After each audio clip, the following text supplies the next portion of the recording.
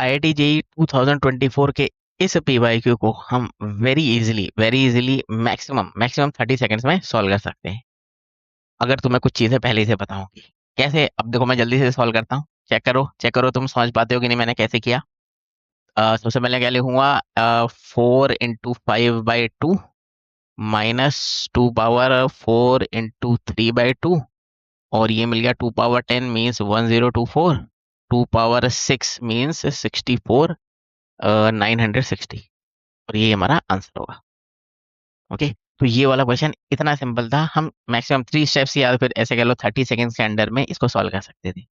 अब वो तुम्हें लॉजिक बताना नहीं चाहिए, तो वो लॉजिक क्या है, वही लॉजिक हम इस वीडियो में देखने वाले हैं। ओके, तो 100 short tricks plus time saver concepts for IIT JEE mains and advanced का ये है हमारी शॉर्ट ट्रिक नंबर 18। ठीक है, इससे पहले 1 से लेकर 17 भी है, उसकी प्लेलिस्ट तुम्हें डिस्क्रिप्शन में मिल जाएगी, उधर से वो भी चेकआउट कर सकते हो, तो पहले ये वाली देख लेना। ओके, तो स्टार्ट करते हैं। अब देखो, एज अ कॉन्सेप्ट या एज अ फॉर्मूला हमें ये पता होना चाहिए कि कभी भी वो तुम्हें बोलेगा ना, सिमेट्रिक, शॉर्टकट में लिख दे रहा हूँ, ठीक है, एस मतलब सिमेट्रिक प्लस रिफ्लेक्सिव। अगर कोई भी तुम्हें बोलेगा वो number of symmetric plus reflexive relation कितने होंगे, तो उसका डायरेक्ट फॉर्मूला होता है 2 पावर n n-1/2। ठीक है, उसका फॉर्मूला क्या होता है, n n-1/2 symmetric plus reflexive. फिर वो क्या बोलेगा अगर, ठीक है, वो क्या बोलेगा अगर सिर्फ और सिर्फ तुम्हें ये बोलेगा सिमेट्रिक रिलेशन क्या होंगे, ठीक है, नंबर ऑफ सिमेट्रिक रिलेशन क्या होंगे, तो उसके लिए भी हमें डायरेक्ट फॉर्मूला पता होना चाहिए 2 पावर n n+1/2। ये फॉर्मूला होता है। अच्छा, अभी n क्या है, n हुए हमारे नंबर ऑफ एलिमेंट्स। इस सेट में नंबर ऑफ एलिमेंट्स कितने हैं, 4, देखना ना, 1 2 3 4। ओके, अब क्वेश्चन को हम अच्छे से पढ़ते हैं, तो उसने क्या बोला है, the number of symmetric relations, ठीक है, defined on this set which are not reflexive. ठीक है, तो हम क्या करेंगे, हमें वो कौन से चाहिए, सिमेट्रिक चाहिए जो विच आर नॉट रिफ्लेक्सिव। तो उसके लिए हम कॉन्सेप्ट क्या अप्लाई करेंगे, सबसे पहले हम क्या कर लेंगे, सिमेट्रिक रिलेशन कैलकुलेट करेंगे। ठीक है, सबसे पहले, या फिर मैं यहाँ पर पहले कैलकुलेट कर देता हूँ फिर तो मैं बताता हूँ। ठीक है, पहले मैं कैलकुलेट कर देता हूँ फिर तो मैं बताता हूँ आगे फर्दर क्या करना है। तो अगर इन वैल्यूज को मैं कैलकुलेट करूँ, तो एन हमारा क्या हो गया 4, एन हमारा क्या हो गया 4, तो यह हो जाएगा 2 पावर 4 × 3/2, 12/2 में 6, और फिर क्या हो जाएगा 4 × 5/2, 10।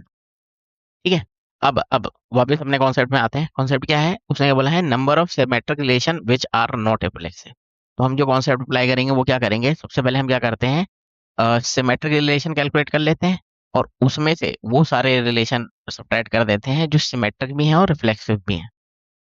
ठीक है, तो उसने क्या बोला ना, स्पेसिफिकली बोल रहा है कि जितने भी सिमेट्रिक हैं वो चाहिए। अब कुछ सिमेट्रिक में रिफ्लेक्सिव भी हो सकते हैं, तो वो उनको हम यहाँ से रिमूव कर देंगे। ठीक है, अब ये जो मैंने बोला अगर समझ में नहीं आया, इसको रिपीट करके ही तुम्हें सुनना पड़ेगा, क्योंकि ये जब तक खुद नहीं हमने मतलब सोचोगे तब तक ये वाला लास्ट वाला कॉन्सेप्ट तब तक समझ में नहीं आएगा।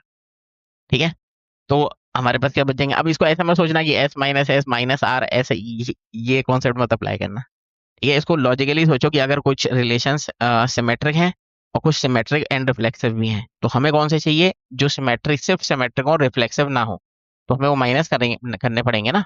या फिर उसको अगर मैं तुम्हें एक वेन डायग्राम से रिप्रेजेंट करूं, तो ये हो गए हमारे सिमेट्रिक, ठीक है, और ये हो गए रिफ्लेक्सिव, और ये वाले क्या हो गए, ये वाले हमारे सिमेट्रिक प्लस रिफ्लेक्सिव हो गए। तो, तो मुझे कौन से चाहिए, विच आर नॉट रिफ्लेक्सिव, तो ओनली ये वाला पार्ट चाहिए ना। तो सबसे पहले मैं क्या करूंगा, एस कैलकुलेट करूंगा और उसमें से ये वाला रीजन माइनस कर दूंगा। ठीक है, तो बस अब वैल्यू पुट करो, आंसर आ जाएगा। ठीक है, वैल्यू पुट करो, आंसर आ जाएगा, क्या हो जाएगा, 2 पावर 10 मीन्स 2 पावर 10 क्या हो गया, 1024, और 2 पावर 6 64। आंसर क्या आ गया हमारा, आंसर क्या आ गया हमारा 960।